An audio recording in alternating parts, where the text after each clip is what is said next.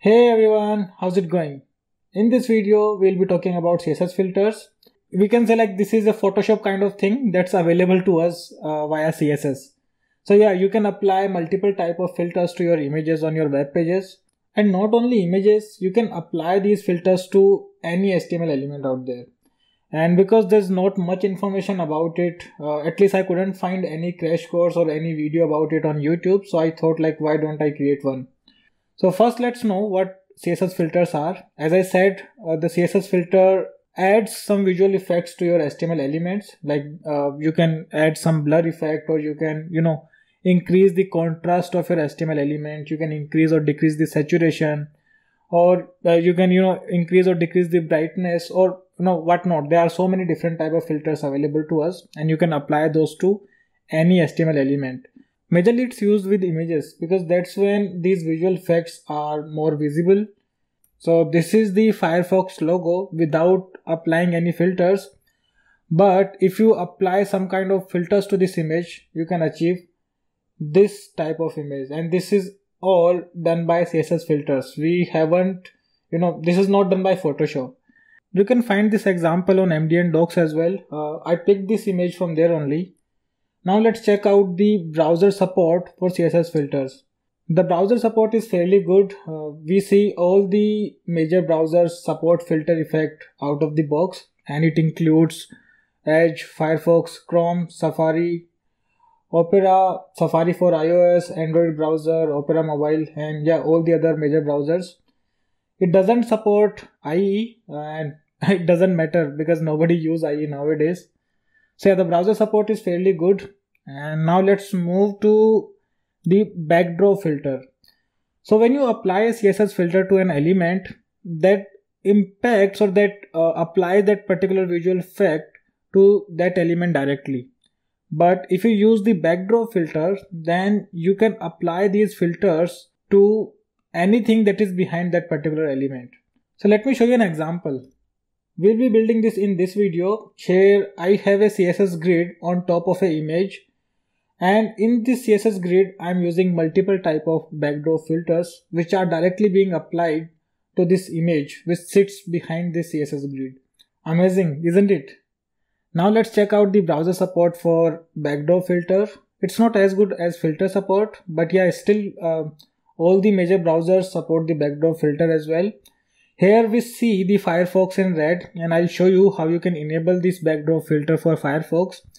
And we also see this, conditional yellow marker for Safari as well. And I'll show you how we can, enable this backdrop filter in Safari as well. It works on all the Chromium based browsers, so we are good there. Enough with the slides. Let's go to our VS Code and try this out.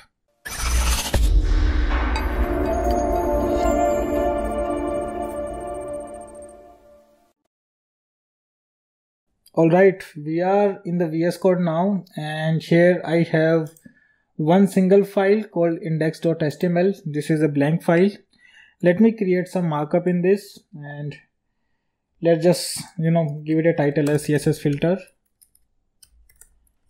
And the image we'll be working on is this image. I picked it up from Unsplash. I just keep it here so that I can copy the URL once again. And now let's simply come to our body and let's use this image. So let's give the src as, let's copy it from here. Perfect. Now what I'll do, I'll simply start my live server. So I have this extension called live server installed in VS Code. You can give it a try. What it does, it helps me to reload my web page as soon as I make some changes to my HTML file or any of the CSS or JavaScript file. I'll just start my live server here. Perfect, we have our image, and now let's try to apply some filters to it. So first I'll add a style tag here, and first I'm going to get rid of this margin that I have all around my body. So I'll just I'm going to stylize the body tag here, and I'll just put margin 0. That's all. And now we have our image to work on. Now on the side tab, let me also open the CSS filter from MDN Docs. we can get a fair good idea of what the different type of filters available to us. So here if you take a look, we can blur an image, we can increase the brightness. So we have these functions called blur, brightness, contrast, drop shadow, grayscale. We can also play with the hue of the image. So this will kind of rotate the colors to a particular degree that we define in the function itself. We can invert the colors of an image. We can play with the opacity and with the saturation as well. And we can also apply the sepia filter. So let's try this out. I'm just going to stylize my image here. And the first thing that I'll be doing, I'm going to apply the filter called blur. And let's define 5 pixels here. This 5 pixel means like every single pixel is going to merge with 5 pixels around it. So this is how the blur will be applied. If you increase this value, the image will be more blurred. If you decrease this value, the image will be I would say more clear. So let's save our code and we should see this blur effect here. Let me just increase to 50 and you will notice a hard blur on this image. If I'll change it to 2 pixel, then the blur will be decreased and the image will be more clear. So let's keep it at 5 pixel for now. Now let's try with another filter here. Maybe let's apply sepia. And here I think it accepts the percentage, which can be between 0 to 100%. Let's try 60% for now. And now it applies to that image. And as soon as we do it, the blur effect is gone. If you want to apply both of these filters, then you can include both of these in one single filter statement. So I can simply do it like this, and I can get rid of my second filter statement. And now it will apply both blur and sepia filter. We can keep on applying more thing here. Like let's increase the contrast of the image by 200% and let's see what kind of effect we get. If you want to remove any of the filters that are already applied to an HTML element, then you can use filter none here, which will delete all the filters from that particular HTML element. In our case, it's an image, so it clears out all the filters. I know we have deleted the filters as well, but if there are some filters applied and if you want to clear out those filters, then you can use this none property and this will delete all the existing filters. Now let's try out few more functions here.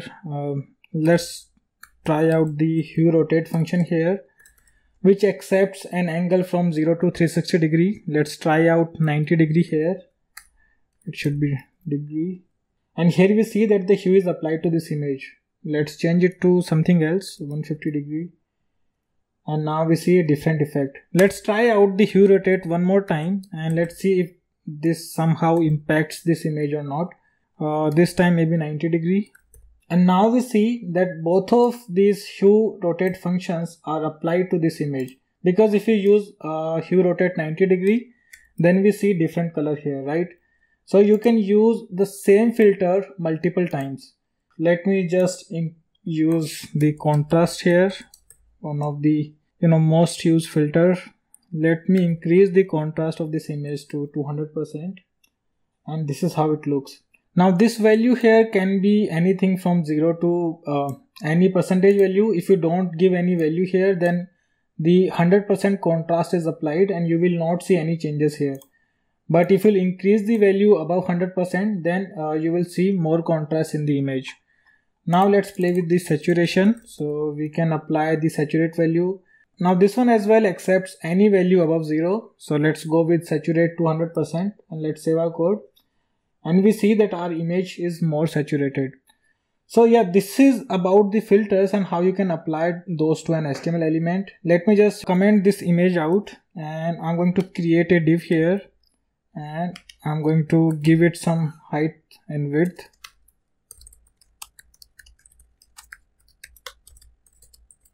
So here we have our div. Let me just increase the height and width. Let me just give it 600 pixels. And now we'll try to play with these filters in this div element. And let's see if this somehow impacts or if this somehow applies to some visual effects to this div or not. So here I just simply use saturation and we see the color changing, right? Let me just use the hue rotate function here because then we can see it more clearly whether this effect is being applied or not. So I'm going to rotate the colors by 120 degree here, and we see that it is being applied to div element. So yeah, you can use this filter property to any HTML element out there, and you can combine multiple effects as well. You can combine the same effect as well multiple times, or you can combine multiple effects as well. So this way you can achieve some nice visual effects on your UI, and yeah, you can give it a unique look. Now let's move to the backdrop filter. So now what I'll do, I'll just simply change my code to I'll just use the same image again, and I'll just put it in the background to my CSS grid. So let me just create a new div here, and I'm going to give it a class as container. Within this class or within this div, I'm going to have this image. Outside this div, I'm going to have another div, and I'm going to call it filters. Perfect. And within these filters, I'm going to have multiple div elements which will form my CSS grid. So let me just save the code as is for now, and let me just get rid of this. So now we see our plain image. And what I'm going to do now, let me just apply some styling to this image. So here I'll just give some class to this image. I'll just call it back image, and let's use this class up here. So let's start by defining the height and width of this image. I want it to have the complete viewport height and the complete viewport width. So I'm going to use 100 VH and 100 VW here. I also want this image to fit to the area it is like where it is being displayed. So I'll just use object fit cover, and this way we'll see that we don't see the scroll bar anymore. We cannot scroll this image anymore, and it will try to fit in the area. So if we'll just increase the width of our screen, we'll see this image growing, and this will nicely fit to that particular area. Now let's add some filter to this. I'll simply increase the contrast of this image. Perfect. So now we have high contrast in this image as well. Now what else? We have this filters div here. So let's give some CSS properties to this. So I'm going to use this class, and I would say I'll just make it display as in CSS grid. If you haven't worked with CSS grid previously, then let me just give you an idea what it does. It creates the rows and columns on the UI. So you can create a nice UI with the help of rows and columns. So I think you already know about the tables in HTML, how you can design your layout with the help of the table rows and table columns. So it's very similar to that, but a bit more advanced. So here I'll just set my display to grid for these filters. So whatever the elements I'm going to create within this div will be defining my grid, and I'm going to create a div within this. It will be a blank div, so something like this, and I'm going to give it a class called as filter. Perfect. Now I'll come here and I'll just give it a solid border. So I'll use the border property here. It should be like 0.2 rem, and then the border color here I'll give 374151. And if you can take a look here, we don't see our div element, we don't see our border as well, because we have defined our grid, but we have not defined height of the rows and the width of the columns. If you want to define the height of the grid rows, then you need to use the property called grid auto rows, and here you can define the height. So still nothing changed, because we still need to give our column width as well, and for that you can use the property called grid template columns. And here I'm going to give as maybe, here actually first you need to define how many columns you need within the grid. So let's say if I want to divide my complete screen in 3 columns, then what I can do here is like 33%, and then 34%. So I'll have 3 columns here on the screen. Each of them will occupy almost 1/3 part of the width. still we don't see our element. So yeah, here it is. This is our element. So how we can bring this div element or this grid on top of this image? So for that, we already have a div container right here. So we can use this div container and we can set its position to absolute, so that we can it will always stick to the same position, and we can have elements on top of it, because this position absolute takes out that particular element out of your normal flow, and then it puts that particular element on one single place. We still don't see our grid here, and for that we need to define the position for the filters div as well, and let's make it relative. And now we should see our div. So this is our div, and now we can apply some backdrop filters to this filter div, to this grid. So, and even before that, so here we have given 33%, right? So that's why it's occupying the 1/3 of that complete width. So if you'll increase the width of your browser, or if you'll increase the width of your screen, then you will see that the div width also changes based on the complete screen width. And there's another way to do it. If you want to have 3 columns here with each occupying 1/3 of the width, then instead of defining the percentage, you can define the fraction here. For example, I want my first div to occupy 1 fraction of the screen, the second one to occupy maybe again it should occupy 1 fraction, and the third one should also occupy 1 fraction. So this way we'll have 3 div, all of them occupying the 1/3 of the screen. But you can play with these fractions, and if I want to increase the width here, I can change it to 2 fraction, and you will see that the width has increased. I'm going to go ahead with 1 fraction for all 3 divs, and now I can apply some backdrop filter to this particular div. So I have already given it a class called filter, and now I'll use my backdrop filter property here, and let's give blur here, or maybe the hue rotate, which is more visible all the time, and let's rotate the colors to 120 degree. Okay, it doesn't work. Why? Okay, because we have wrong spelling here. Okay, now it works. So for this part of the image, we are applying a filter, and this is happening because of this backdrop filter, because it applies the visual effect to anything that is behind that particular element. And here this image is behind our filter div. So that's why we can apply this effect to this image directly using the backdrop filter. So now let me create a grid on top of this image. So far we have only one single div. So I'll just copy this maybe 12 more times.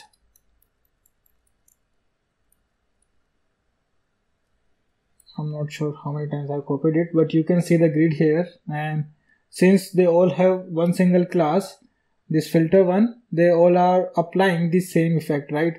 So instead of doing this, I'll just take this one out of this filter class, and now what I'll do, I'll apply different backdrop filter to each of these grid elements or to each of these filter divs, so that we can see different filters being applied to different areas of our image.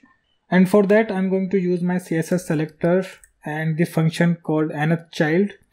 So in CSS we have a function called nthchild, and here you can select the child number. So here, since we have this CSS this filter class applied to multiple elements, if you want to target this very first element, then you can use nthchild 0, because this is a 0 base index. So if you say 0, then this is the element that we are selecting. If we give 1 here, then we are selecting the second element. So this is how I'm going to apply these effects. So for now, if I'll get rid of this, you will see that nothing will be applied, or no visual effects will be applied to our image. But let me just bring it within the div itself, and let's save it. And this should work. It doesn't. Why so? Let me just change it to 1. Okay, so this is not 0 base index, I'm sorry. This is like the index starts from very first element, and here we have applied this hue rotate function, or this hue rotate visual effect, to our very first div. Now we can copy this part multiple times, And now we can apply different effects to these different cells here. So let me just make it 2, and this time let's increase the contrast of the image to 200%. And for the third one, let's apply sepia filter. And let's make it 60%. And let's save our code, and we see that 3 different filters are being applied here. Let me also get rid of this extra margin on the right here. So I'll just go to my filters class here, and let's try setting the width to 100 viewport. We should have it, yeah. So now we are occupying the complete width of the screen. So yeah, this is how you can apply multiple filters to one single image. And now what I'll do, I'll change the height and width of these cells. And here I want this cell to extend to the next cell as well. So that I just want to merge these 2 cells here. So if you take a closer look, these 2 cells has 3 lines here. The very first line is on the very left, then this is our second line, and this is our third line. So I want my first div, or I want my first cell to occupy the complete width from first line to third line. And I can do that with the help of grid column, and here I can apply 1/3. So this way it will take the complete width from the first line to third line. And this way, and this has pushed our second div to the right here, and our third div is pushed to the second row. Very similar to these columns, we can also merge multiple rows as well, and here we can apply the property called grid row. Let's give it 1/3, and you will see that we'll merge the first 2 cells here. So this is how we can make our grid more random. So I'll just copy paste some of the code here so that I make my grid more random here. For example, for the very first div, I want 2 cells to be merged, but I want 1 single row here. For the second one, I'll be using 1 single column, but I'll be combining 2 rows here, and so on. So let me just save this code, and you will see what I'm talking about. The very first cell has merged 2 cells within it, so it's like occupying the complete space from line number 1 to line number 3, and the child number 2, or our second cell, is occupying the rows from line number 1 to line number 3, because here this is line number 1, then this is line number 2, and this is line number 3. So this is how you can make your grid more random. And now I'll simply copy paste some code here.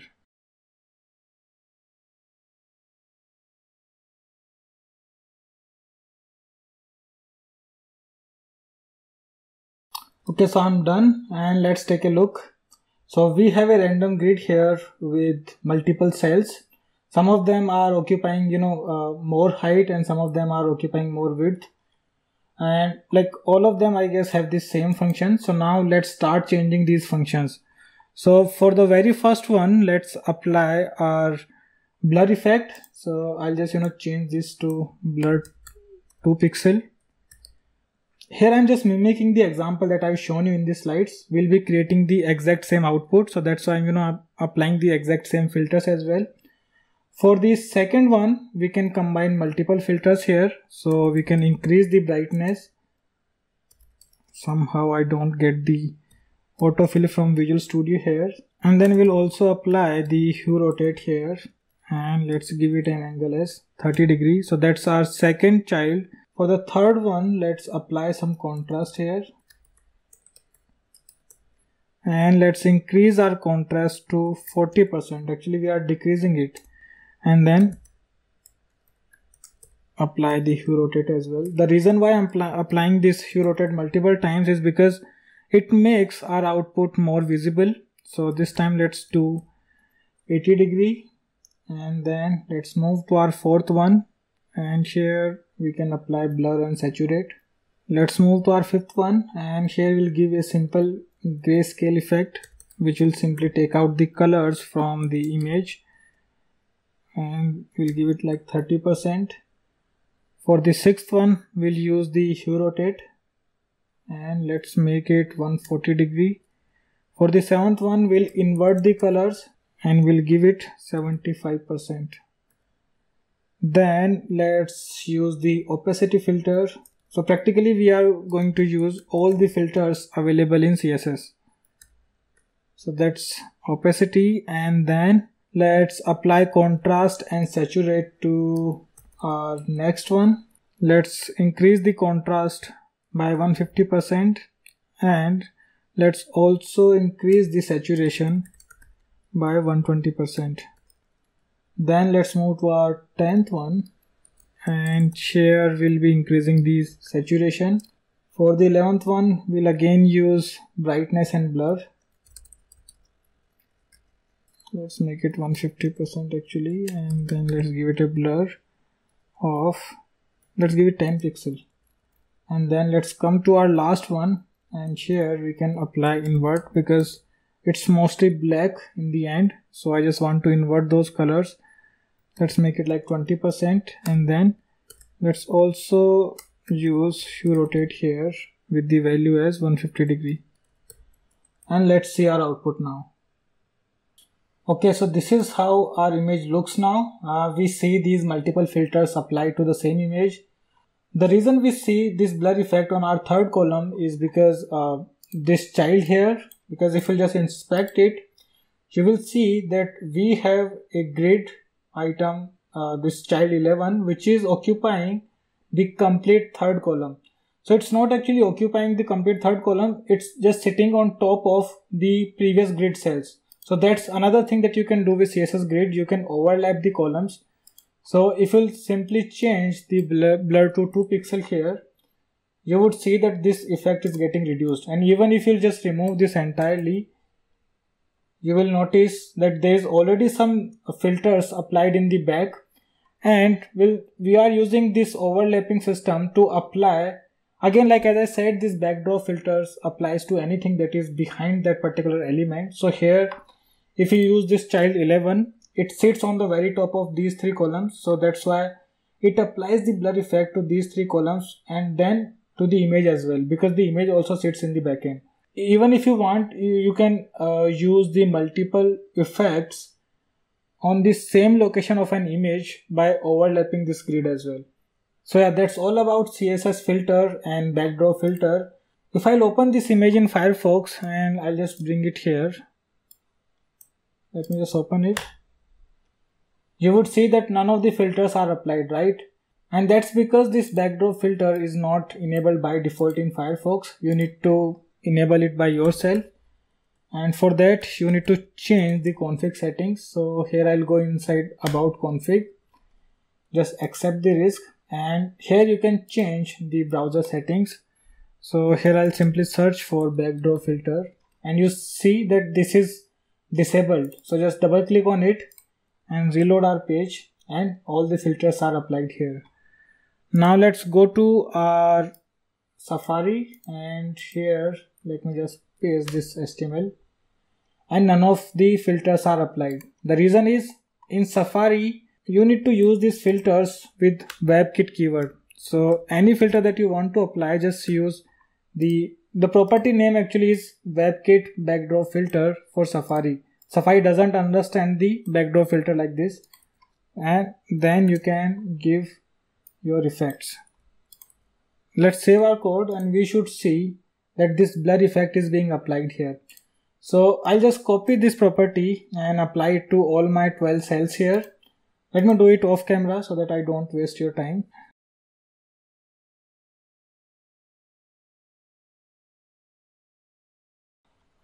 So now I have this backdrop filter, actually this WebKit backdrop filter to all my 12 child items here, and now you see that all these filters are applied in Safari as well.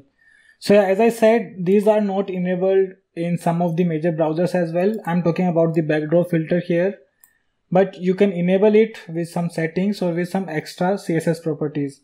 I guess that's all in this crash course. If you want to learn more, check out the other crash courses uploaded on this channel. See you guys, have fun.